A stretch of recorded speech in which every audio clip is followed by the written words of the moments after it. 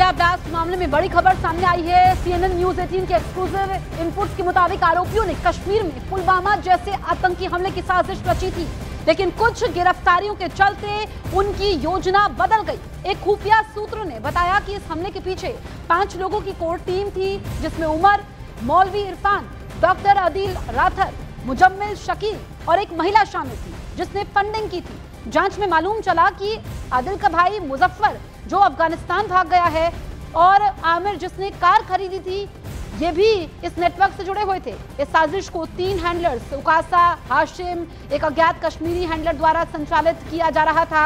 बताया जा रहा है कि उकासा और एक अन्य हैंडलर अफगानिस्तान में सक्रिय हैं, जबकि हाशिम कभी पाकिस्तान तो कभी अफगानिस्तान में रहता है। एक सीरियाई शरणार्थी भी उकासा के संपर्क में था, जिसने समूह को 15 से 20 दिनों तक संभाला। सूत्रों के अनुसार मौलवी इरफान का काम युवाओं को ब्रेन वॉश करना था, जबकि उमर को एग्जीक्यूशनर की भूमिका दी गई थी। खुफिया एजेंसियों ने इरफान के कई कॉल्स अफगानिस्तान से जुड़े पाए हैं, जबकि मुजफ्फर की फोन गतिविधियों में पाकिस्तान और अफगानिस्तान से कनेक्शन मिले हैं। योजना थी कि ईंधन और विस्फोटकों से भरी कार के जरिए कश्मीर में बड़ा धमाका किया जाए, लेकिन मुजम्मिल की गिरफ्तारी के बाद उमर ने जल्दबाजी में लाल किले को निशाना बना दिया। तो यहाँ पर चौंकाने वाले खुलासे हुए हैं। आपको हम बता रहे हैं कि किस तरीके से यहाँ पर हमले के पीछे जो है ये पूरी फौज थी। कश्मीर, पाकिस्तान, अफगानिस्तान, सीरिया से तार जुड़ते हुए नजर आ रहे हैं। और आपको हम ये बता रहे हैं कि पुलवामा जैसे हमले की योजना थी। ये स्पेशल इनपुट्स हैं जिसके आधार पर ये जांच आगे बढ़ रही है, लेकिन परतें खुलती जा रही हैं। चौंकाने वाले खुलासे हुए हैं। CNN न्यूज 18 के हवाले से एक्सक्लूसिव जानकारी हम आप तक पहुंचा रहे हैं कि पुलवामा जैसे हमले की साजिश का ये पर्दाफाश हुआ है। यानी कि काफी बड़ी इनकी योजना थी, जिसके लिए तैयारी काफी पहले से चल रही थी। और जो तार जुड़े हुए हैं वो देश के अलग अलग इलाकों से तो जुड़े ही हुए हैं, सीरिया, अफगानिस्तान तक ये तार जुड़े हुए हैं, जिसमें किस तरीके से यहाँ पर लॉजिस्टिक सपोर्ट की अगर हम बात करें, फंडिंग की बात करें, किस तरीके से मदद मिल रही थी, ये परतें खुलती हुई नजर आ रही है। तो पुलवामा जैसे हमले की साजिश का बड़ा पर्दाफाश हुआ है। लाल किला ब्लास्ट मामले में बड़ी खबर हम आप तक पहुंचा रहे हैं। CNN न्यूज 18 के एक्सक्लूसिव इनपुट्स हम आप तक पहुंचा रहे हैं कि किस तरीके से बड़ी योजना को यहां पर अंजाम देना था।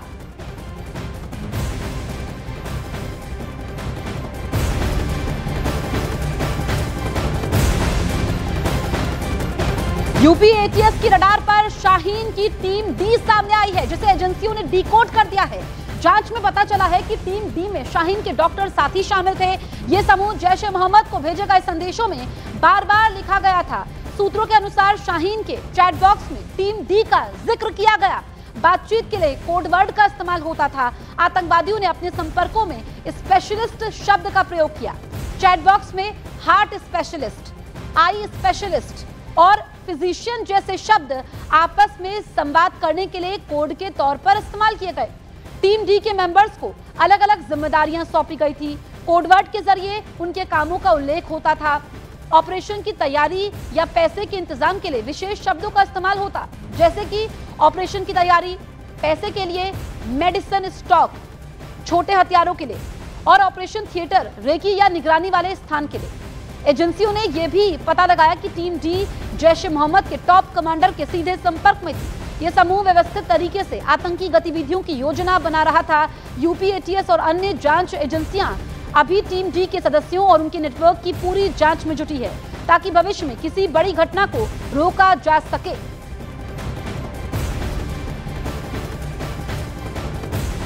तो ये आप देखिए कि यूपी ATS ने शाहीन की टीम D को डिकोड किया है।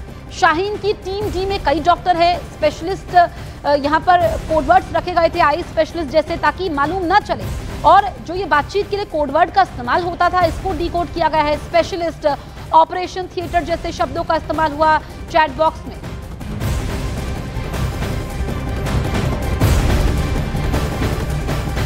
दिल्ली धमाकों की जांच के तीसरे दिन भी अल फलाह यूनिवर्सिटी पर भी नजर टिकी रही, क्योंकि पुलिस ने वहां जो सर्च ऑपरेशन चलाया उसमें दिल्ली धमाकों से जुड़े कई अहम सुराग मिले। सूत्रों ने बताया कि सबसे बड़ा सुराग यूनिवर्सिटी के कमरा नंबर 13 से मिला, क्योंकि वो कमरा आरोपी डॉक्टर मुजम्मिल का था। इसके अलावा यूनिवर्सिटी के कमरा नंबर 4 की अगर हम बात करें तो पुलिस को आरोपी डॉक्टर उमर की भी डायरी मिली।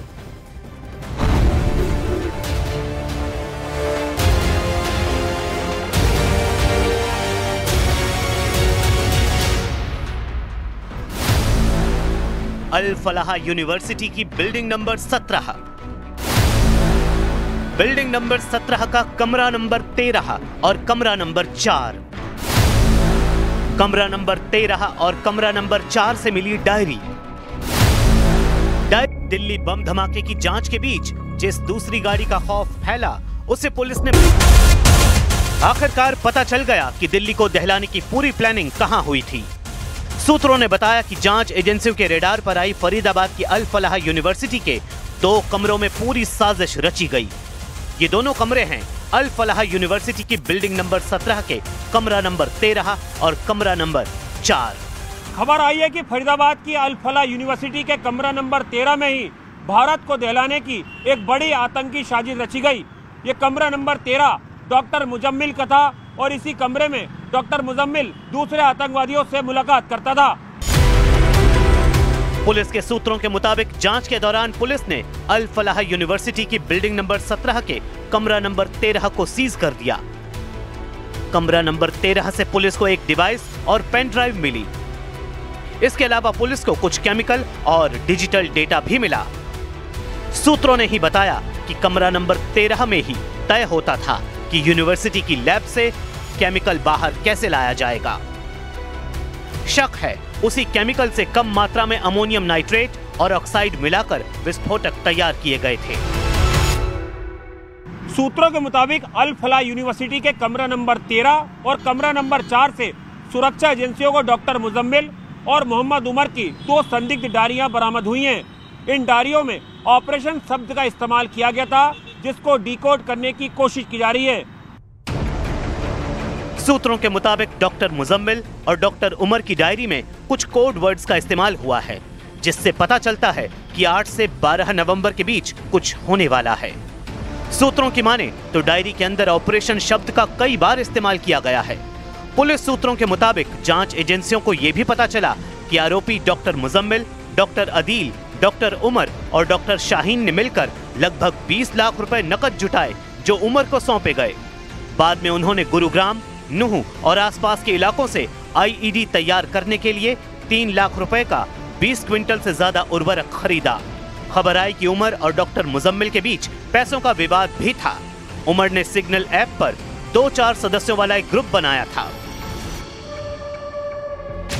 जिस पर इन सारी चीजों की चर्चा होती थी। यानी एक एक करके अल फलाह यूनिवर्सिटी से ही दिल्ली धमाकों के राज खुले।